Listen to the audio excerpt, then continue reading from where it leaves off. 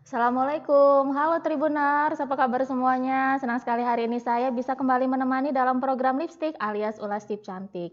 Nah, tema obrolan kita kali ini adalah glowing dengan DNA salmon. Nah, gimana unik kan temanya? Salmon nih yang biasanya kita olah jadi makanan, tapi ternyata bisa untuk perawatan kecantikan yang membuat kulit wajah jadi glowing. Nah, untuk berbincang mengenai salmon ini, kita sudah terhubung dengan seorang dokter cantik dari Limonia Beauty Center, Dr. Maria Brigita Triksi. Kalau saya sih biasa manggilnya Dokter Triksi ya. Halo Dokter Triksi. Halo, halo. Halo Mbak Dini. Halo. Apa kabar Benar. dok? Baik. Iya, lagi di mana ini dok? Aku lagi di rumah. Sekarang kan lagi off hari ini. Kalau biasanya kan praktek hari ini, cuman Mm-mm. hari Kamis doang yang off. Oh iya. Nah dok, sebelum kita membahas mengenai tema ya dok ya, biar Tribuners dan orang di studio nih pada kenal semua dengan dokter, boleh dijelasin nggak dok, dokter itu sehari-harinya prakteknya di mana dok dan jam berapa gitu dok, hari apa jam berapa gitu? Oke. Saya, Dr. Maria Brigida Triksi, berpraktik di Klinik Limonia. Kan ada dua. Yang pertama di Mm-mm. Teluk, ada juga di W Halim. Nah, untuk saya berpraktik di W Halim dari hari Senin sama Selasa. Kalau misalnya untuk hari Rabu, Jumat, Sabtu saya ada di Teluk. Untuk hari Kamis saya off dari pukul berapa? Dari pukul 10 sampai pukul 6 sore, sekitar 6 segitu. sore, iya. Jadi kalau mau datang perawatan ke dokter bisa ya? Boleh. Iya. Soalnya pada mau perawatan sama dokter semua ini di sini. Bisa aja loh. Iya. Nah dok, sebelum kita membahas soal si salmon ini ya dok ya. Nah Mm-mm. ini Mm-mm. ada pertanyaan yang sering ditanyakan Mm-mm. masyarakat dan ditanyakan sama orang di sini dok. Perawatan itu hanya berlaku untuk wanita saja atau pria juga dan kenapa kok kita penting harus melakukan perawatan wajah ini dok? Oh, kalau misalnya enggak hanya wanita ya, tapi Mm-mm. pria pun perlu untuk melakukan perawatan wajah. Jadi enggak, ini harus diperhatikan bahwa tidak hanya wanita, tetapi laki-laki juga perlu untuk melakukan perawatan wajah. Kenapa? Mm-mm. Contohnya ya, kita analogikan seperti mobil ataupun perabotan yang ada di dalam rumah. Kalau mobil tidak dicuci ataupun perabotan yang di rumah seperti meja ataupun kursi kita tidak pernah lap, otomatis kan kotor. Kalau kotor dia akan menjadi nggak enak dipandang. Terus bisa jadi rusak barang-barangnya, ya kan? Nah, sama halnya dengan wajah kita. Kalau wajah kita itu tidak dirawat, tidak dibersihkan, otomatis wajah kita juga akan kotor, menimbulkan hal-hal yang juga tidak diinginkan seperti adanya jerawat ataupun adanya komedo. Nah, kalau menurut aku, perawatan itu tidak hanya langsung harus ke klinik gitu loh. Nggak harus tindakan dengan dokter, tidak. Tetapi perawatan itu bisa dilakukan di rumah. Dengan cara apa? Dengan cara cuci muka, ataupun dengan cara pemakaian tabir surya. Nah, contohnya ya, kayak misalnya kita pemakaian sunscreen. Nah, kalau misalkan kita pakai sunscreen, otomatis wajah kita itu terlindung oleh sinar UV. Di mana sinar UV ini memiliki beberapa dampak buruk pada kulit. Contohnya salah satu dia dapat meningkatkan dari pigmentasi itu sendiri, akan menyebabkan yang namanya flek, atau juga dia dapat menyebabkan meningkatnya resiko dari kanker kulit dan mempercepat dari proses penuaan itu sendiri. Jadi otomatis kita tetap harus memakai sunscreen kemana-mana atau tabir surya kemana-mana. Jadi itu yang harus kita perhatikan ya dari penting sekali untuk perawatan baik perempuan ataupun baik laki-laki ya, Mbak Dini ya. Mm-mm. Iya, jadi persepsinya sekarang harus dirubah ya dok ya. Perawatan wajah Mm-mm. bukan hanya berlaku untuk perempuan. Mm-mm. Betul, Mm-mm. saya setuju. Iya. Nah, Tapi perawatan laki-laki wajah ini juga. gimana dok? Tapi laki-laki juga. Laki-laki juga ya. Nah, perawatan wajah ini dok sebaiknya dilakukan mulai dari usia berapa dok? Oh, kalau perawatan wajah itu sendiri harus dilakukan dari usia berapa? Sebenarnya sejak usia dini. Mhm. Tetapi kalau misalnya kita lihat lagi dari misalnya kan aku bilang dengan usia dini ya, sejak usia dini. Kalau kita itu tergantung dari kebutuhannya sendiri. Kalau anak-anak berbeda dengan kalau misalnya sudah pubertas atau berbeda juga dengan orang yang sudah beranjak usia 25 tahun ke atas. Kalau anak-anak mungkin cukup kita pemakaian dengan sabun cuci muka, membersihkan muka dengan dari kotoran-kotoran dan juga kita memakai tabir Iya. surya. Tetapi kalau misalnya sudah menginjak pubertas, otomatis hormon itu juga bisa tidak seimbang kan, bisa akan menimbulkan yang namanya jerawat. Kalau misalnya sudah jerawatan, ya harus diobati dulu jerawatnya agar dia efeknya tidak berkepanjangan, akan menimbulkan yang namanya scar ataupun bopeng gitu.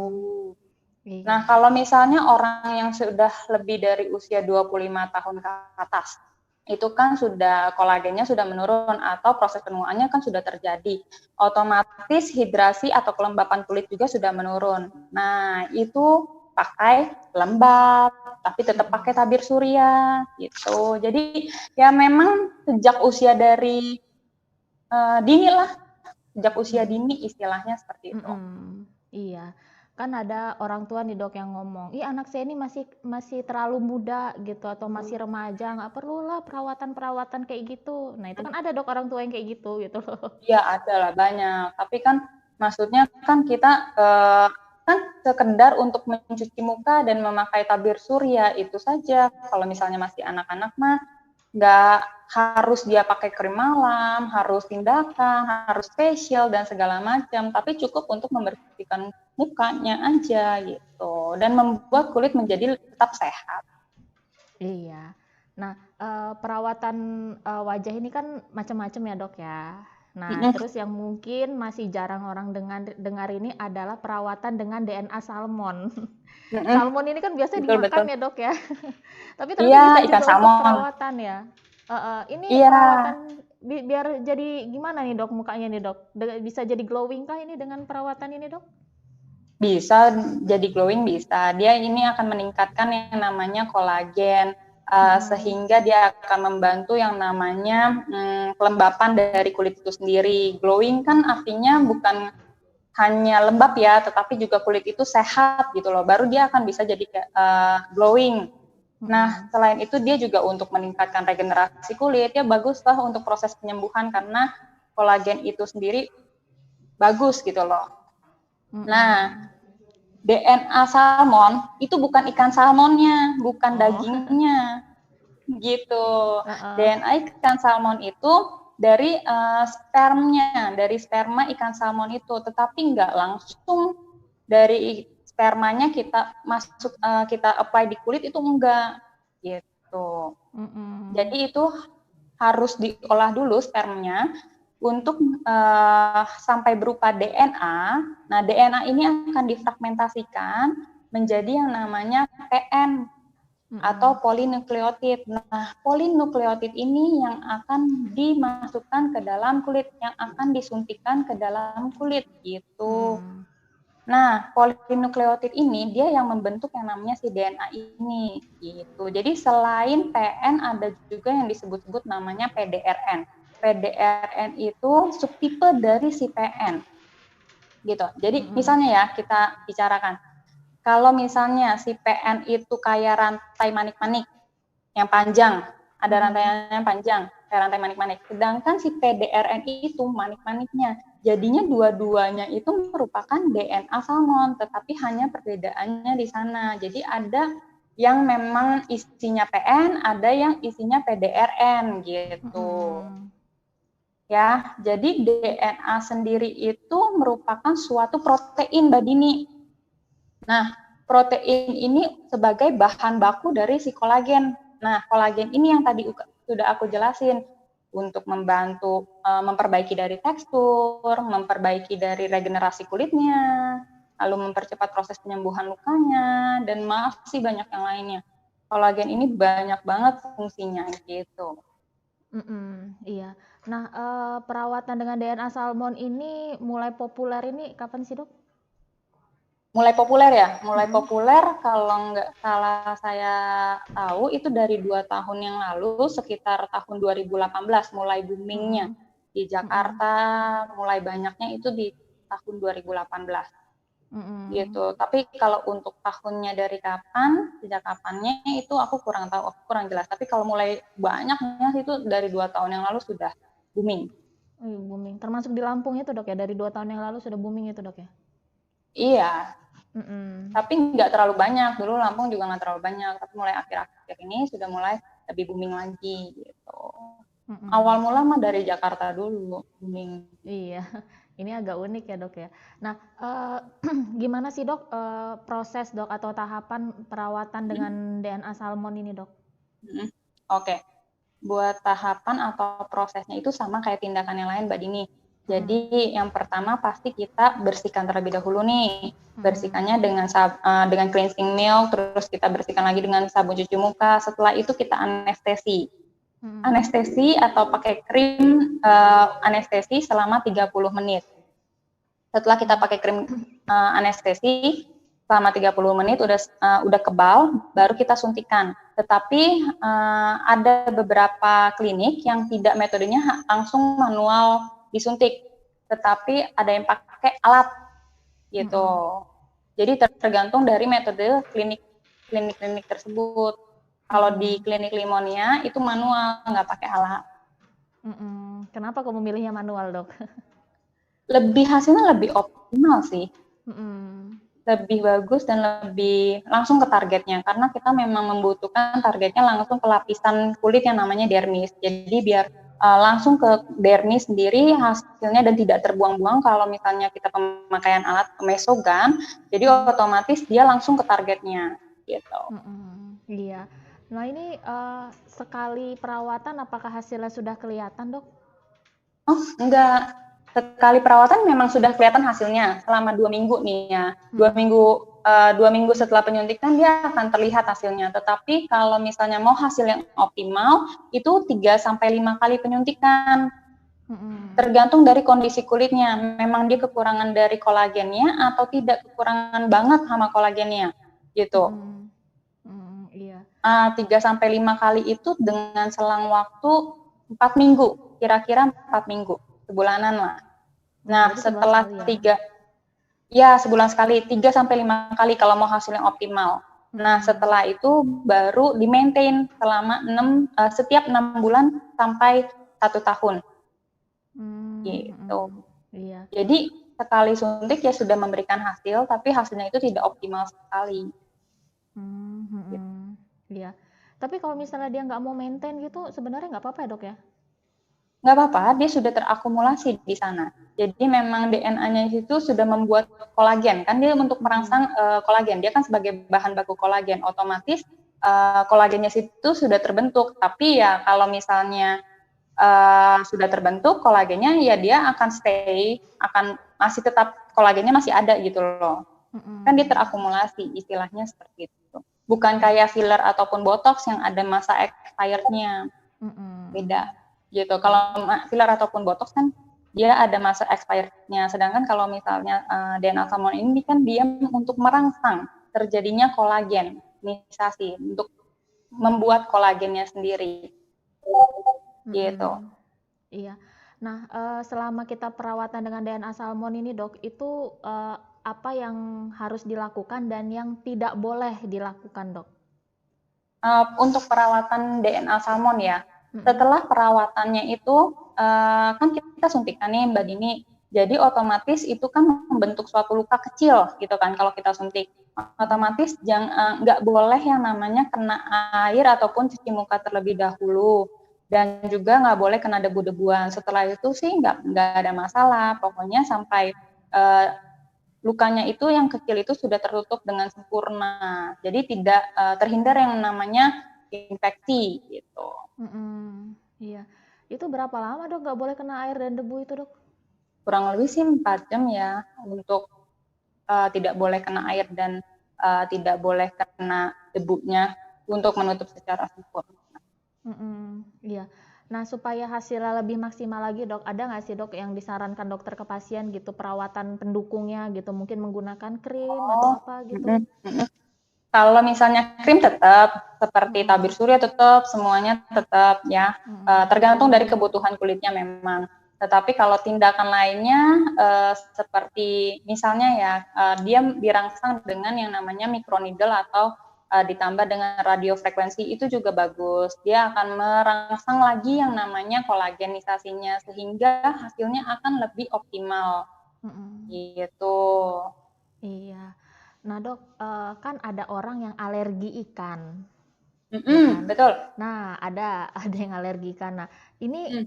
dia berbahaya nggak dok kalau dia perawatan dengan DNA salmon ini dok? Nah, kalau misalnya yang memiliki alergi ikan itu tidak disarankan untuk perawatan dengan DNA salmon. Mm-mm. Tidak disarankan ya. Kenapa? Bisa nanti alerginya pas bisa muncul gitu. Mm-mm. Jadi lebih baik enggak.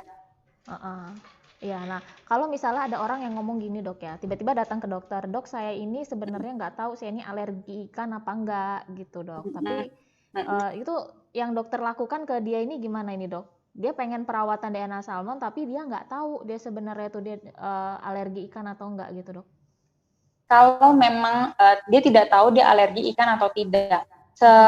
Misalnya selama dia makan ikan, berarti kan dia tidak menimbulkan gejala atau apapun kan, berarti dia tidak terdiagnosis ada alergi terhadap ikan. Nah itu sih masih disuntik nggak apa-apa. Cuman kalau misalnya dia memang sudah terdiagnosis ada alergi ikan, khususnya ikan salmon, ya lebih baik enggak gitu.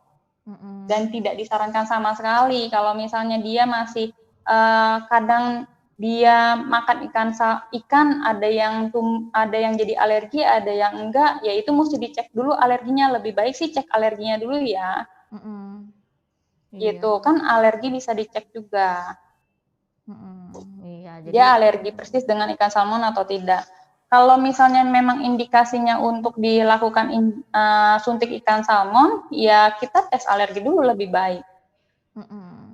Itu tes alerginya di mana? Di Limonia langsung bisakah atau harus di dokter lain di rumah sakit? Di Limonia bisa, ataupun misalnya di Prodia juga bisa, atau dicek darah juga bisa gitu. Jadi memang harus dicek dulu untuk tes alergi dari dari ininya, Iya. dari ikannya sendiri. Iya. Nah dok, dalam kondisi kulit yang gimana dok, yang nggak boleh kita melakukan perawatan DNA salmon ini dok? Kondisi yang seperti apa? Yang pertama yang tadi kamu bilang, masalah dia ada alergi terhadap ikan, itu tidak boleh. Kalau misalnya kondisi kulit seperti apa yang tidak boleh dilakukan DNA salmon itu, kalau misalnya benar-benar kondisinya itu dia kulitnya berjerawat banget, berjerawat parah, itu tidak disarankan. Mendingan obati dulu jerawatnya, dibenarkan dulu jerawatnya, dibenarkan dulu penyebabnya. Setelah dia jerawatnya sudah hilang, di treatment dengan DNA salmon untuk mengurangi bekasnya itu bisa. Iya, jadi lebih baik sembuhkan dulu. Berarti mukanya dalam keadaan baik-baik saja ya dok ya sebenarnya ya disarankan buat DNA salmon ini ya? Iya, betul. Iya. Bukan dalam keadaan yang dalam keadaan yang kering juga itu bagus. Tapi nggak dalam keadaan yang berjerawat parah, itu tidak disarankan sama sekali. Iya, apalagi kalau jerawatnya sampai yang merah-merah gede-gede gitu dok. Oh iya, yang kayak kista-kista gitu itu nggak boleh. Iya. Nah, lihat dari fungsi tadi kan dokter kan sempat menyebutkan beberapa fungsi dari DNA salmon ini dok ya. Berarti kalau pas saya dari fungsi tadi tuh saya tangkap itu berarti ini bagus dong dok untuk wanita yang sudah di atas mungkin udah di atas umur 40 tahun yang mulai timbul kerutan gitu. Karena kan dia bisa meningkatkan kolagen ya dok ya? Ya, makanya boleh untuk dilakukan di atas usia 25 tahun. Disarankan ya untuk indikasinya kalau misalnya untuk mengatasi dari penuaan itu sendiri agar tidak terjadi penuaan dini, boleh dilakukan di atas usia 25 tahun gitu. Mm-mm. Dan jadi umur 40 tahun ya boleh banget. Boleh banget ya, sepatutnya jadi awet muda ya dok ya. Ya tapi kalau untuk Iya, usia muda, remaja gitu, remaja sampai usia dewasa itu bisa nggak dok? bisa, tapi kan kalau misalnya kita lihat indikasinya sendiri. Kalau misalnya indikasinya sendiri kan sebenarnya untuk mencegah dari penuaan itu ya, untuk mengatasi dari penuaan itu makanya aku saranin di atas usia 25 tahun. Tapi ya aman-aman aja. Gitu karena kenapa sih aman DNA salmon ini? Karena DNA salmon ini mirip sekali, identik sekali dengan DNA manusia. 95%-nya itu diteliti bahwa dia memang identik sekali. Gitu. Jadi aman banget sampai tidak minimal efek samping sekali gitu.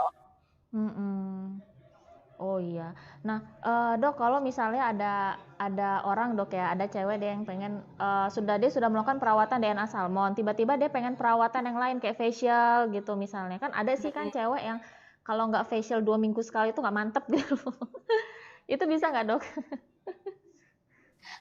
Kalau mau dia bisa aja, tapi sebelumnya facial dulu, baru disuntikin bisa. Tetapi misalnya diselangin abis suntik ya kurang lebih 2 minggu lah, baru facial lagi gitu. Jangan disuntikin abis itu facial, ya kan obatnya masuk ke dalam kulit gitu loh. Oh ya dok, tadi ada yang sempat lupa saya tanya, dok kan nggak boleh untuk kulit yang jerawatan. Kalau seandainya nekat ya dok ya, dia tetap melakukan perawatan DNA salmon tuh efeknya gimana dok nanti ke kulitnya dia dok? Kan gini, istilahnya kan kita menyuntikkan kolagen lagi ya, menyuntikkan yang namanya DNA salmon. Sebenarnya kalau misalnya dia kulitnya sedang berjerawat parah, dia kan lagi meradang banget, kita suntikan, itu sebenarnya kan kita masukkan lagi nih jarum. Walaupun jarumnya steril, tapi kan yang tadi aku udah bilang, luka kecil itu dia dapat masuk yang namanya bakteri. Sedangkan kalau berjerawat itu sedang yang namanya bakterinya lagi banyak di jerawatnya. Di proses jerawatnya pun ada bakteri-bakterinya di dalamnya gitu loh. Jadi ya bisa tambah berkembang bakterinya. Jadi otomatis lebih baik enggak gitu loh. Lebih baik tidak disarankan sama sekali.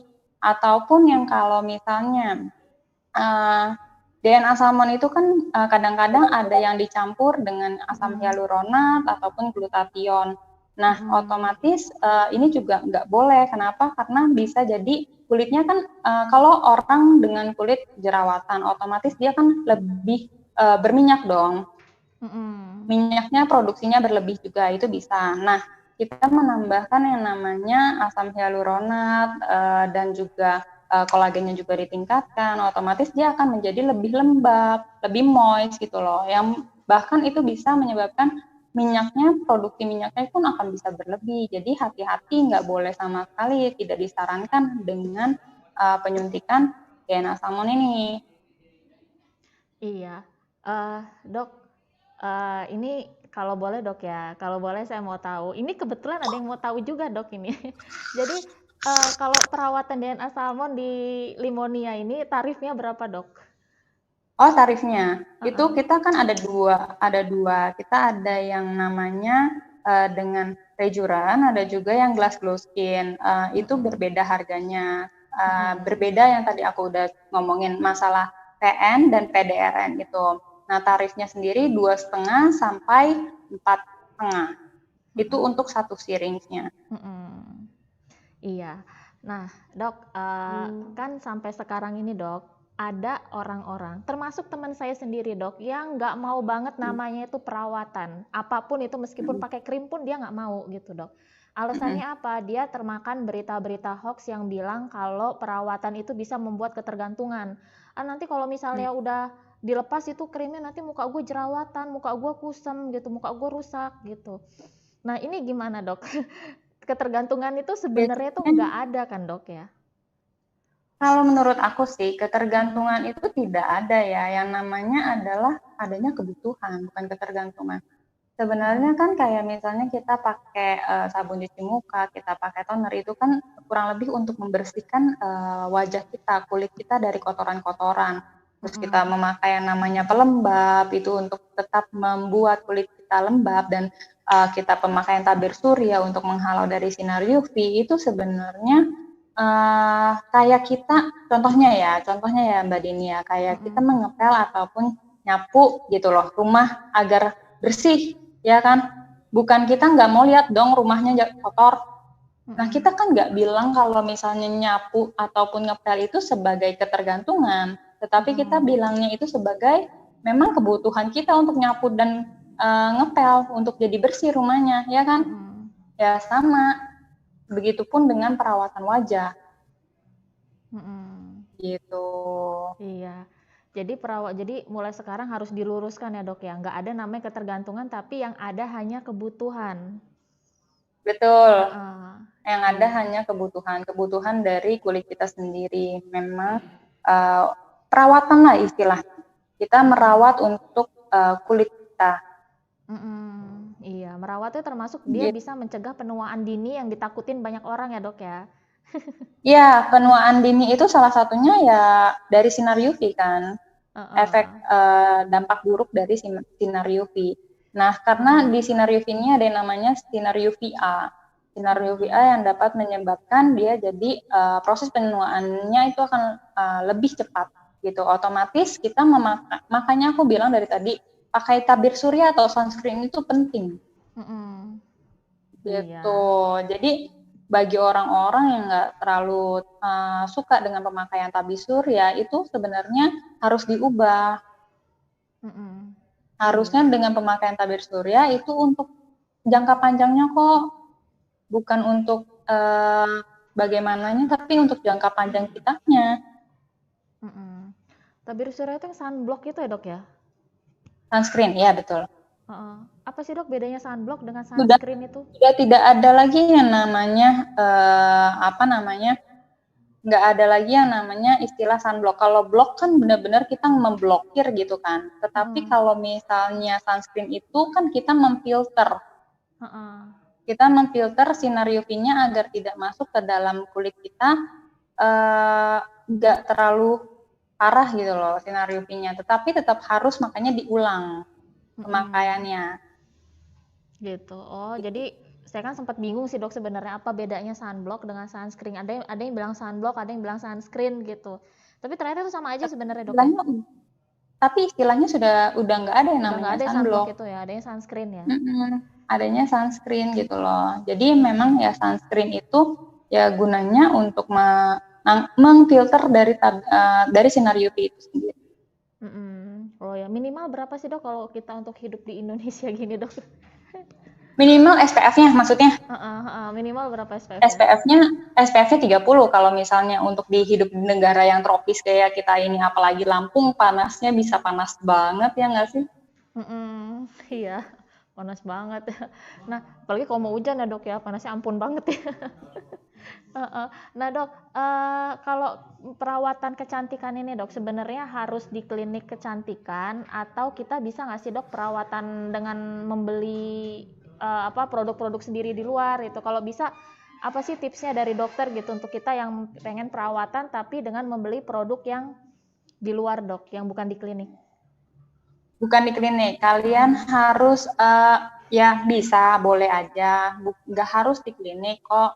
Kalian boleh dari luar juga boleh, tapi maksudnya adalah harus pilih sesuai dengan jenis kulit masing-masing. Kalian harus tahu jenis kulit kalian apa, pilihlah sesuai dengan jenis kalian. Jenis kulit kalian, jangan kalian pilih yang misalnya memang lagi berjerawat, maunya cerah tapi gitu. Ya pilihlah yang untuk berjerawat terlebih dahulu. Gitu. Itu untuk tips dari aku, karena banyak orang yang mukanya sedang berjerawat, sedang beruntusan, sedang nggak baik lah kondisinya istilahnya. Tetapi dia memaksakan untuk mencerahkan, itu nggak bisa. Jadi tetap harus diobati jerawatnya dulu. Kalau misalnya penyebab, dan jerawat itu harus tahu penyebabnya, karena banyak sekali faktor penyebab dari jerawat itu sendiri. Jadi harus tahu dulu penyebabnya, baru kita obatin jerawatnya dan beli produk-produk yang memang untuk khusus jerawat. Jangan beli produk yang memang untuk mencerahkan gitu, jangan. Itu salah satu tips dari aku, ya. Iya. Dan jangan ikut-ikutan ya dok ya. Kan suka ada yang ikut-ikutan Ya, ya. betul. Ada banyak yang ikut-ikutan. Aduh, dok, di kulit si yang ini, yang satu itu bagus banget dok. Kok di kulit saya nggak bagus ya? Orang beda tipe kulit. Makanya harus mengenali dulu tipe kulitnya seperti apa. Iya dok. Nah sebelum saya tutup nih dok, ada nggak dok yang mau disampaikan ke Tribuners ini dok? Tribuners, oke. Yang saya mau sampaikan ke Tribuners ya tetap kalian itu kalau misalnya mau kulitnya glowing, kalau mau kulitnya sehat, tetap perawatan dengan cara cuci muka, cukup dengan cuci muka ataupun pemakaian sunblock. Tetapi kalau kulit kalian bermasalah, ya bisa dikonsultasikan kalau misalnya memang mau kulitnya menjadi sehat. Tetapi harus memakai sunblock ataupun cuci muka agar mukanya itu terhindar dari yang namanya kotoran atau komedo sehingga menyebabkan yang namanya jerawat. Gitu. Oke dok, itu aja dok. Ada lagi dok? Udah, nggak ada lagi. Udah ya. Baik dok, itu nggak terasa kita udah 30 menit ya dok ya. Terima kasih banyak ya dok waktunya dok. 30 menit ya? Iya udah pas 30 menit. Izin saya terbitkan di online dan di koran ya dok ya, boleh ya? Oh iya. Baik dokter Triksi, terima kasih banyak atas waktunya dokter Triksi. Iya, sorry kalau ada salah kata ya. Iya. Nah Tribuners, itu tadi obrolan kita bareng dokter Triksi. Semoga obrolan bermanfaat. Sampai jumpa minggu depan. Assalamualaikum, dadah.